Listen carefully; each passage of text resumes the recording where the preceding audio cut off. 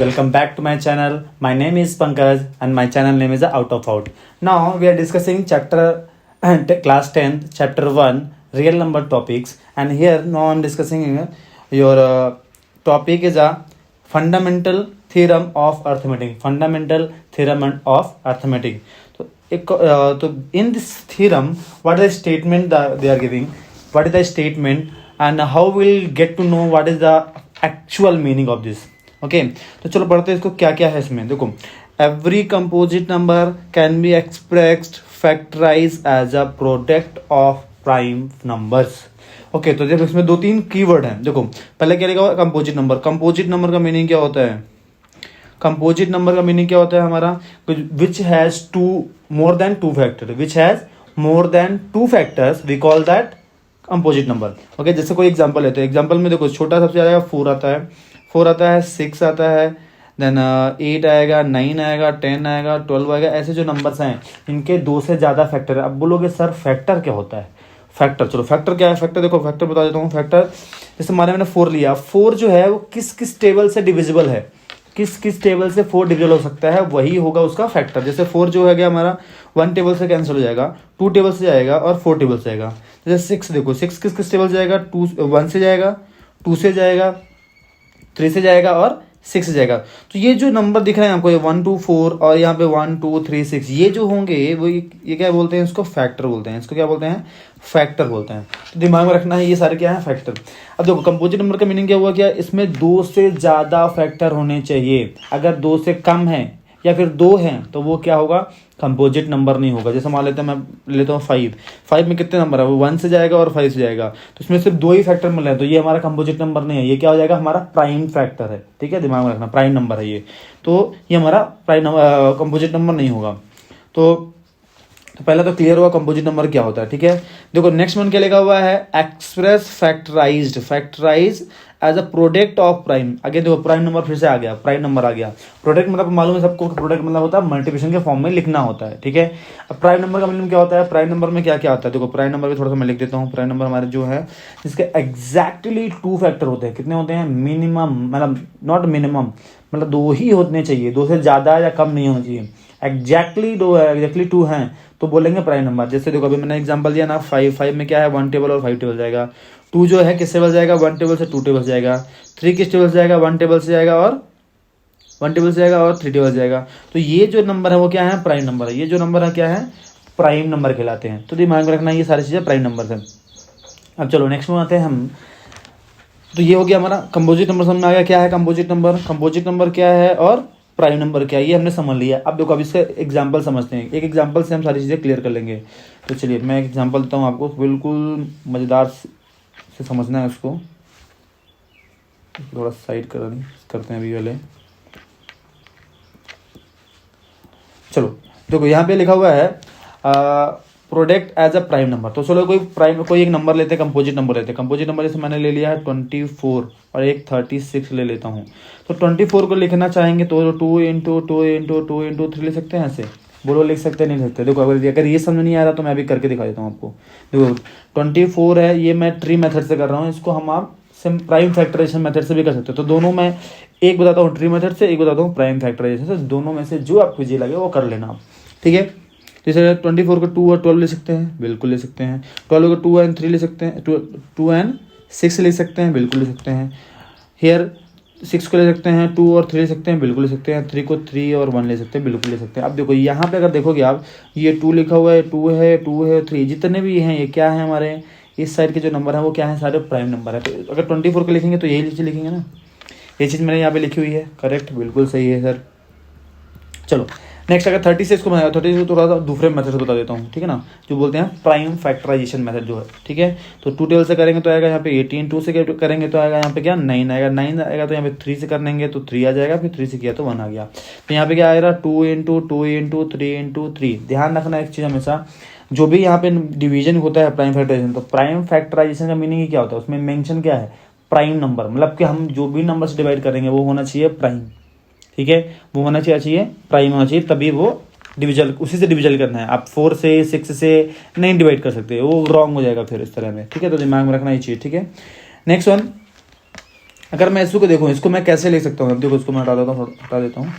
अब देखो इसको मुझे लिखना है तो यहाँ पे लिख सकता हूँ 2 × 3 × 3, और यहाँ पे लिख सकते हैं 2 स्क्वायर और 3 स्क्वायर, ये लिख सकते हैं बिल्कुल। तो ये हमारा क्या हो गया, जो हमारा कंपोजिट नंबर को हम एक्सप्रेस कर सकते हैं प्रोडक्ट के फॉर्म में। अगर आप बोले सर कंपोजिट नंबर को ही क्यों लिख सकते हैं, प्राइम नंबर को क्यों नहीं कर सकते, तो प्राइम नंबर वाला भी डाउट क्लियर कर लो अभी। देखो कैसे करते हैं, देखो अगर मैंने बोला 5 क्या हमारा प्राइम नंबर है, 5 नंबर को फैक्टराइज भी करोगे तो क्या करोगे, 1 × 5 भी तो लिखोगे ना, क्या लिखोगे 1 × 5 ही तो लिखोगे ना। तो इसमें कितने प्राइम, हमारे प्राइम कितने प्राइम नंबर आ रहे हैं, एक ही आ रहा है। जो ये 1 है वो हमारा प्राइम नंबर नहीं है, ध्यान रखना। 1 जो है not a prime number, not a prime number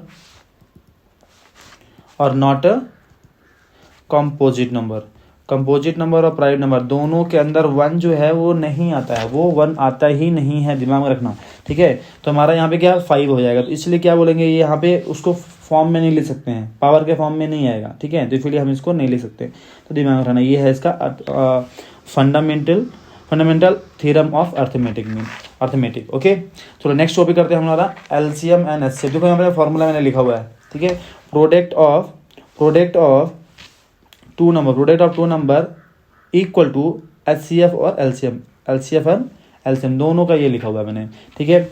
अब इसको आप देखोगे, इसको मैं थोड़ा प्रूफ कर देता हूँ आपको, ठीक है। इजी वे में आपको समझा देता हूँ। देखो मान लो कोई 2 नंबर लेता हूँ, मैंने 2 नंबर ले लिया, एक 12 ले लिया है, एक ले लिया है मैंने, चलो 8 ले लिया है, ठीक है। अगर 12 का और 8 का मैं एचसीएफ निकालने जाऊँगा, मैं 12 और 8 का एचसीएफ निकालने जाऊँगा तो क्या मिलेगा हमको, मिलेगा 2 × 2 × 3 मिलेगा, करेक्ट। 2 का स्क्वायर और इंटू 3 ले सकते हैं, बिल्कुल ले सकते हैं। तो अगर 8 का करेंगे तो 2 × 2 मिलेगा, यहाँ पे लगेगा 2 का क्यूब मिलेगा, ठीक है। अगर हम बोले निकालना है हमको एलसीएम एचसीएफ निकालना है, तो देखो एक शॉर्टकट मेथड बताता हूँ। देखो 10th में एमसीक्यू में ऐसे बहुत सारे क्वेश्चन मिलेंगे आपको, इसको हमको इतना कैलकुलेशन नहीं करना, डायरेक्टली ऑब्जर्व करके हमको पता करना है, ठीक है ना। तो मैं दोनों मेथड बता रहा हूँ, आप देख रहे हैं इसको, ठीक है। देखो पहला एक जो हम जो नॉर्मली करते हैं, क्या करते हैं, कॉमन निकालते हैं। दोनों में कॉमन क्या है, ये दोनों कॉमन है, तो 2 × 2 कर दिया 4, ठीक है। एक तो ये मेथड हुआ, ठीक है। दूसरा मेथड क्या कर सकते हैं हम, दूसरा मेथड क्या करता है, जो हमने पावर के मोड में लिखा हुआ है, ये जो पावर फॉर्म में लिखा हुआ है, एक्सप्रेस किया हुआ है, ठीक है। इसमें से देखेंगे पहले कॉमन क्या है, इसमें से कॉमन क्या है, इसमें से कॉमन क्या है, इसमें से कॉमन दिख रहा है 2 ओनली, सिर्फ 2 ही कॉमन है ना, 2 ही कॉमन है ना। तो 2 कॉमन है, उसमें देखेंगे क्या, उसमें देखेंगे किसका लीस्ट पावर है, लोएस्ट पावर है, स्मॉलेस्ट पावर है, वो देखना है हमको। तो लोएस्ट पावर लीस्ट पावर क्या है हमारा, 2 है, 2 मतलब क्या होगा 4, वही में चीज़ मिल गई ना, दिमाग में रखना ये चीज़, ठीक है ना। अब बात है एलसीएम की, जब एलसीएम करते हैं तो हम तो ऐसे दोनों को सेपरेट करते ही नहीं हैं, हम ऐसे फॉर्म में लिखते ही नहीं हैं। अगर एलसीएम करते हैं तो दोनों को सेपरेट फॉर्म में नहीं लिखते हैं, बिल्कुल नहीं लिखते हैं। तो अब इसको हमको पूरा फिर से करना पड़ेगा कि हाँ चलो यहाँ पे कर दिया, यहाँ पे 12 है और 8 है, 2 से डिवाइड किया, 2 से डिवाइड किया तो आया 6, यहाँ पे आएगा 4, यहाँ से डिवाइड किया 2 से तो आएगा यहाँ पे 3, यहाँ पे आएगा 2, फिर 2 से डिवाइड किया तो यहाँ पे 3 एज इट इज आ गया, यहाँ पे 1 आ गया, फिर 2 से किया तो 1 आएगा। तो अगर इसका एलसीएम निकालूंगा तो 2 × 2 सॉरी यहाँ पे 3 होना चाहिए, ये 3 है मेरा 2 × 3 आएगा, ठीक है। तो यहाँ पे कितना आएगा, 2 × 2 = 4, 4 × 2 = 8, 8 × 3 = 24 आएगा। तो इसका एलसीएम क्या आ रहा है, 24 आ रहा है। देखो ये हमने अभी नॉर्मल मेथड सीखे जो हम करते आ रहे हैं अभी तक, ठीक है। अब देखो एक शॉर्टकट भी बताता हूँ। अभी हमने यहाँ पे ये देखो आप पावर फॉर्म में लिखा हुआ है, करेक्ट, पावर फॉर्म में लिखा हुआ था यहाँ पे।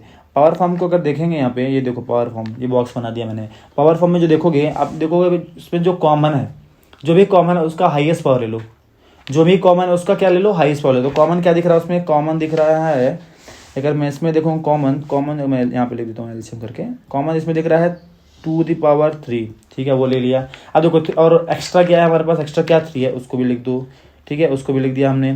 तो 2 का क्यों होता है 8 एंड 3 8 = 24, वही चीज़ हमको मिल गई फिर से यहाँ पे, ठीक है। तो कभी कभी बहुत ज़्यादा क्वेश्चन आएंगे जहाँ पे बहुत मल्टीप्लिकेशन होता है, बहुत पावर में रहता है, तो उसको हम सिंप्लीफाई नहीं करना है, पावर हाईएस्ट पावर लिखना है, जो भी कॉमन है उसको हाईएस्ट पावर लो, बाकी को एज इट इज लिख देना है, ठीक है, बाकी को एज इट इज लिख देना, आपको मिल जाएगा। जहाँ पे एचसीएफ निकालना होता है, तो लोएस्ट पावर लेते हैं, जो भी कॉमन है उसका लोएस्ट पावर ले लो, ठीक है। लोएस्ट पावर मतलब कि एचसीएफ का वैल्यू क्या होता है, कम होता है ना, एचसीएफ का वैल्यू क्या होता है, कम आता है ना, तो कम ही लेना है। एलसीएम का वैल्यू ज़्यादा आता है तो ज़्यादा लेना है, दिमाग में रखना है, ठीक है। अब देखो मैं यहाँ पे हमने किया था क्या, एक फॉर्मूला लिखा था मैंने स्टार्टिंग में, फॉर्मूला लिखा था क्या, product of 2 number = HCF × LCM, LCM लिखा हुआ है। अब देखो इसको कैसे हटाना है, तो मैं सिंपल से इसको हटा देता हूँ थोड़ा सा, आपको फिर प्रूव करके दिखाता हूँ। दिमाग में रखना क्या एलसीएम आया है और क्या एचसीएफ आया है, ठीक है।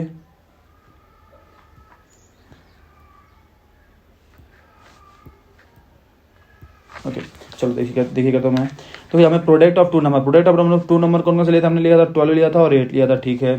एचसीएफ क्या मिला था हमको, एचसीएफ मिला था हमको 4 और एलसीएम क्या मिला था हमको 24 मिला था, ठीक है। अब इसको अगर मल्टीप्लाई करें तो 12 8 से कितना होता है, या 8 12 से कितना होता है, तो 12 8 से कर दो 96 होता है सीधे सीधे, और क्या, और 24 4 जा वो भी 96 ही होता है सर। तो ये हो गया हमारा आंसर। मतलब क्या हो, ये प्रूफ होता है हमेशा कि हमेशा जो आएगा हमेशा इक्वल आना चाहिए, हमेशा क्या आना चाहिए, इक्वल होता है। अब देखो एग्जाम में क्वेश्चन कैसे पूछता है, एग्जाम में क्वेश्चन क्या पूछेगा, अब बोलेगा कि हमको 2 नंबर मालूम है, क्या है, क्या बोलेगा उसमें कि 2 नंबर मालूम है, कि मान लो कि एचसीएफ ऑफ 24 और 36 का क्या है हमारे पास 12 है।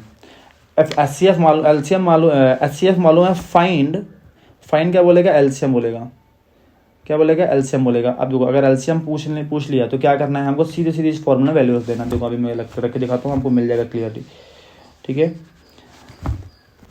चलो तो मैं आप देखो एचसीएफ और देखो 2 नंबर हमारे पास मालूम है क्या, 24 और 26 है, 24 और 36 है, ठीक है, वो लिख दिया। एचसीएफ हमारे पास क्या है 12 है, एलसीएम को पता नहीं है, वो मालूम करना है, सिंपल सा इसको भेज दो इधर। अगर इसको हमने ट्रांसफ़र किया उधर, ठीक है, इसको अगर मैं ट्रांसफ़र कर देता हूँ, इसको मैं इधर ट्रांसफ़र करूँगा तो कहाँ जाएगा, डिवीजन में आ जाएगा, कहाँ जाएगा डिवीजन में आ जाएगा, बिल्कुल सही, ये आ जाएगा डिवीजन में। ये मैंने उड़ा दिया है यहाँ से इसको, ठीक है ना, इसको मैंने उड़ा दिया है क्योंकि मल्टीप्लिकेशन में इधर आया तो इस साइड आया तो क्या हो गया, यहाँ पे डिवीजन चला गया है।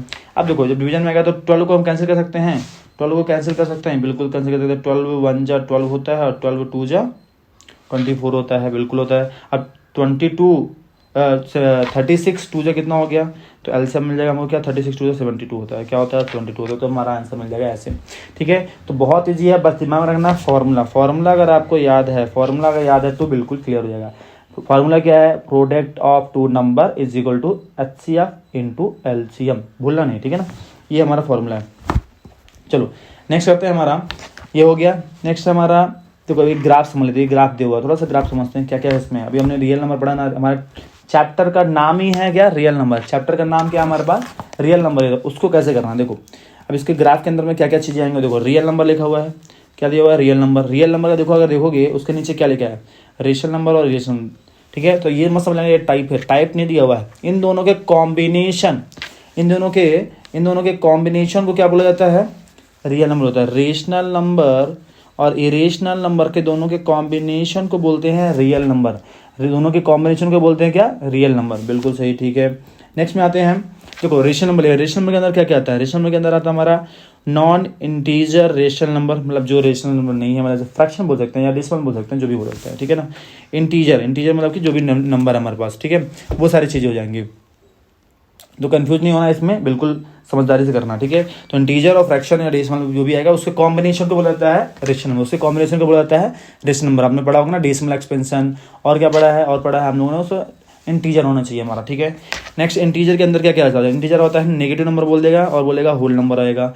तो होल नंबर और नेगेटिव नंबर के कॉम्बिनेशन को बोलते हैं क्या बोला जाता है, उसको बोला जाता है इंटीजर। अब होल नंबर के अंदर क्या आता है, होल नंबर के अंदर आता है नेचुरल नंबर और जीरो आता है, होल नंबर के अंदर नेचुरल नंबर और जीरो आता है। ध्यान रखना नेचुरल के अंदर जीरो इंक्लूडेड नहीं होता है, ठीक है, होल नंबर में जीरो होता है, ठीक है। और नेचुरल में क्या बोलते हैं, अगर मैं पूछ लूँ तो क्या बोलोगे, नेचुरल में बोलते हैं क्या, काउंटिंग नंबर को बोलते हैं नेचुरल नंबर, काउंटिंग नंबर आ नेचुरल नंबर। या फिर बोल सकते हैं which number start from 1, the number start from 1, अगर नंबर 1 से स्टार्ट हो रहा है तो उसको बोलेंगे क्या, नेचुरल नंबर बोलेंगे, ठीक है।